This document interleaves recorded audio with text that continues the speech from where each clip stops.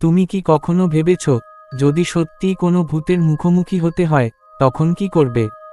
আজ আমি যাচ্ছি সেই অভিশপ্ত জায়গায়, যেখানে কেউ গেলে আর ফিরে আসে না।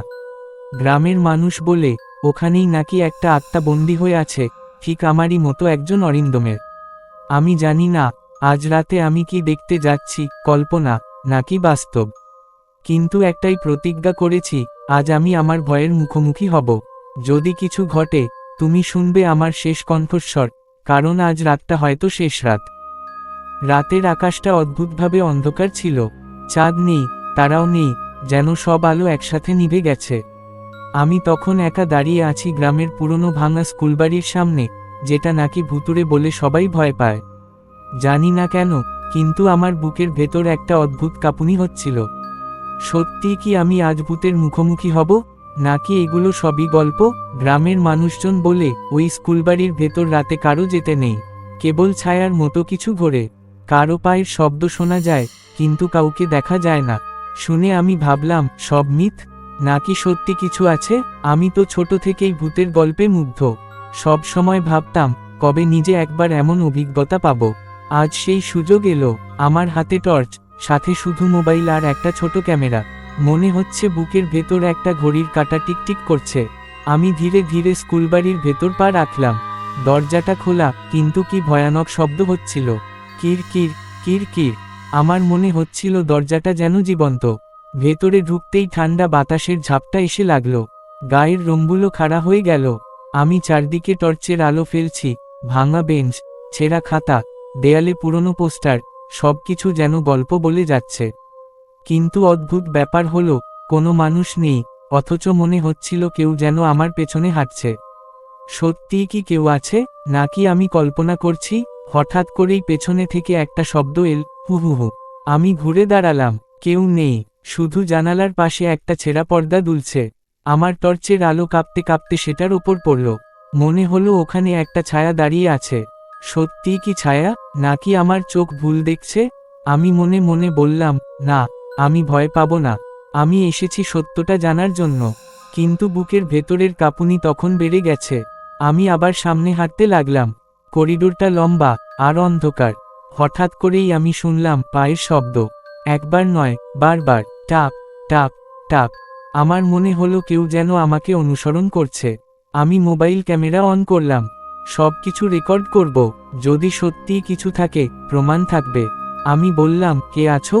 বেরিয়ে আসো। আমার কণ্ঠ কেঁপে যাচ্ছিল।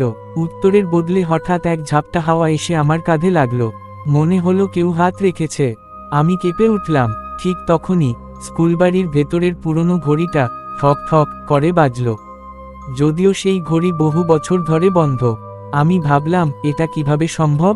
ঘড়ি তো চলে না। আমার শরীর কাঁপতে লাগলো। আমি ধীরে ধীরে ঘড়ির দিকে এগোলাম। আর ঠিক তখনই আমি দেখলাম, ঘড়ির নিচে দাঁড়িয়ে আছে একজন, না, কিছু একটা, যা মানুষ নয়। মাথার চুলগুলো ছেঁড়া, মুখটা অদ্ভুতভাবে বিকৃত, চোখ দুটো যেন গহ্বরের মতো, দাঁত বের করে হাসছে, কিন্তু সেই হাসি মানসিক নয়। আমি এক মুহূর্তে জমে গেলাম। এ কি সত্যিই ভূত, নাকি আমার মনের ভুল? আমি চিৎকার করে উঠতে যাচ্ছিলাম, কিন্তু পারলাম না। গলা আটকে গেল। সেই ছায়া সদৃশ প্রাণীটা ধীরে ধীরে আমার দিকে এগিয়ে আসছে। পায়ের শব্দ নেই, কিন্তু মনে হচ্ছে মেঝে কাঁপছে। আমি পিছিয়ে যাচ্ছি, পেছনে দরজা। ঠিক তখনই প্রাণীটা হঠাৎ মিলিয়ে গেল, যেন কখনো ছিলই না। আমি দাঁড়িয়ে আছি ঘরের মাঝখানে, আমার বুক ধড়ফড় করছে। মোবাইলের স্ক্রিনে তাকালাম, রেকর্ডিং চলছে, কিন্তু তাতে কিছু নেই।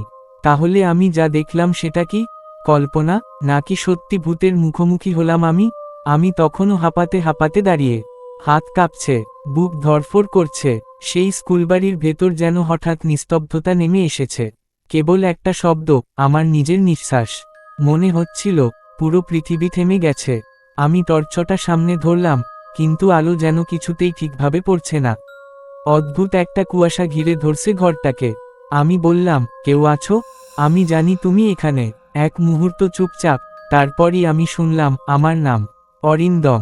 কানে যেন কেউ ফিসফিস করে বলল, কিন্তু চারদিকে কেউ নেই। আমি চারদিকে তাকালাম, কে কে আমাকে ডাকলে, কিন্তু উত্তর নেই। কেবল ঘড়িটার কাঁটা আবার ঠক ঠক শব্দ করল। আমার পা যেন নিজের ইচ্ছায় চলতে শুরু করল। ঘরের পেছনের দরজার দিকে হাঁটছি। জানি না কেন, কিন্তু মনে হচ্ছিল কেউ যেন আমায় টেনে নিচ্ছে। দরজাটা আধা খোলা, আর ভেতর থেকে ঠান্ডা বাতাসের সঙ্গে একটা গন্ধ বের হচ্ছে, পুরনো, পচা, যেন মৃত ফুলের মতো। ভেতরে ঢুকতেই দেখি একটা বড় ক্লাসরুম। দেয়ালে চক দিয়ে লেখা, যে সত্য খোঁজে সে হারিয়ে যায়। আমি হতভম্ব, এটা কে লিখেছে? হঠাৎ টেবিলের ওপর থাকা একটা খাতা চোখে পড়ল, পুরনো, মলিন, ধুলোমাখা।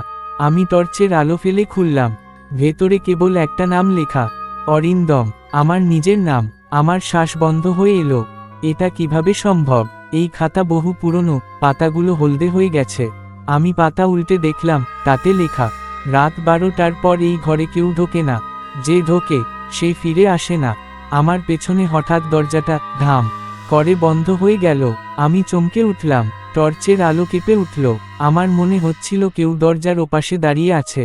আমি দরজা খুলতে চাইলাম, কিন্তু সেটা ভিতর থেকে আটকে গেছে। আমি চিৎকার করলাম, কে আছো বাইরে? দরজা খোলো। কোনো উত্তর নেই, কেবল একটা চাপা হাসির শব্দ, হি হি হি। আমার বুক বরফ হয়ে গেল। আমি আবার ক্যামেরাটা তাক করলাম দরজার দিকে, রেকর্ড অন। স্ক্রিনে দেখলাম একটা ছায়া ধীরে ধীরে দরজার ফাঁক দিয়ে ঢুকছে। আমি হঠাৎ মনে পড়ল, ছোটবেলায় এই স্কুলে এক ছেলে হারিয়ে গিয়েছিল, নামও ছিল অরিন্দম। কিন্তু সেটা তো 20 বছর আগের কথা। সবাই বলে, ছেলেটা রাতে একা স্কুলে গিয়েছিল ভূতের গল্প প্রমাণ করতে, তারপর আর ফেরেনি। আমার গলা শুকিয়ে গেল। আমি তো সেই একই নামের। এ কি কাকতালীয়, নাকি কোনো সংযোগ আছে? হঠাৎ টেবিলের ওপরের খাতাটা নিজে নিজেই উল্টাতে শুরু করল। পাতাগুলো ঘুরছে, ফট ফট ফট। তারপর থেমে গেল একটা পৃষ্ঠায়।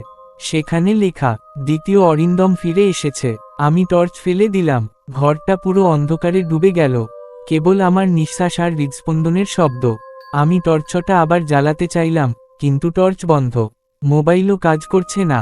ঠিক তখনই আমার সামনে অন্ধকারে দুটো চোখ জ্বলে উঠল, লালচে, অমানবিক। আমি পিছিয়ে যাচ্ছি, পা হরকালো, মেঝেতে পড়ে গেলাম। ওই চোখ দুটো ধীরে ধীরে কাছে আসছে, আর আমি শুনতে পাচ্ছি মৃদু কণ্ঠে। আমি কাপা গলায় বললাম, কে তুমি? কেন আমার ছায়ার মতো দাঁড়িয়ে আছো? কোনো উত্তর নেই, কেবল বাতাসে ফিসফিসে এক শব্দ ঘুরে বেড়াচ্ছে, তুমি আমার জায়গায় এসেছো। আমি বুঝতে পারছিলাম না, এটা কেমন ব্যাপার। হঠাৎ টর্চটা নিজে থেকেই বন্ধ হয়ে গেল। ঘরটা অন্ধকার, শুধু এক ঠান্ডা শীতল গন্ধ চারদিকে ছড়িয়ে পড়েছে। মনে হচ্ছিল কেউ আমার গায়ের খুব কাছে দাঁড়িয়ে। আমি কাঁপতে কাঁপতে বললাম, তুমি কে? একটা কণ্ঠ উত্তর দিল, আমি অরিন্দম। আমার বুক থেমে গেল। আমি তো অরিন্দম, তাহলে এই কণ্ঠ কার? আমি টর্চ আবার জ্বালালাম।